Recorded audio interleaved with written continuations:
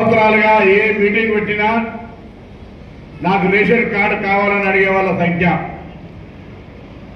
లేదా ఇంట్లో కొత్తగా పుట్టిన బిడ్డ కావచ్చు లేదా కొత్తగా పెళ్ళై వచ్చినటువంటి వాళ్ళు కావచ్చు ఏ విధంగా నా రేషన్ కార్డు నా పేరు ఎక్కిమని మార్చమని అడిగినటువంటి వాళ్ళు కావచ్చు 10 ఏళ్లలో ఎక్కడ కూడా కాలే చిగురుమామిడి మండలంలో రాజకీయాలకు అతీతంగా కులాలకు అతీతంగా మాతరాలకు అతీతంగా గ్రామాల వారిగా ఎవరు అడిగితే వారిని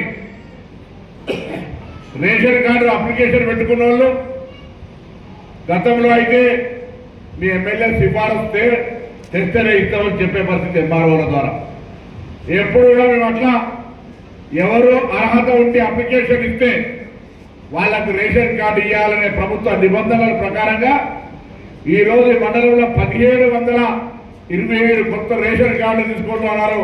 వారందరికీ నా అభినందనలు తెలియజేస్తా ఉన్నా. రేషన్ కార్డు లేనటువంటి వాళ్ళు 3988 మంది కొత్తగా 6 కిలోల చొప్పున మళ్ళీ రేషన్ మొత్తం వచ్చే నెల నుంచి తీసుకోబోతా ఉన్నారు.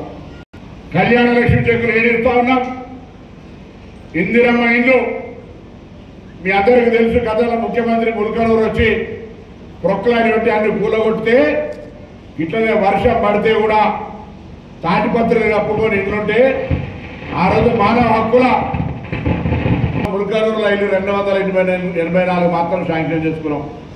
మొత్తం హుజురాబాద్ నియోజకవర్గంలో 10 సంవత్సరాల్లో 1227 శాంక్షన్ చేస్తే మీ దగ్గర 284 ముల్కనూరు గ్రామంలో కోర్టు పోతే తెచ్చుకున్నాయి. అవి హుస్నాబాద్లో 162 అది కూడా గౌరవల్లి ప్రాజెక్టు బాధితులు తీసుకొచ్చి పెట్టారు.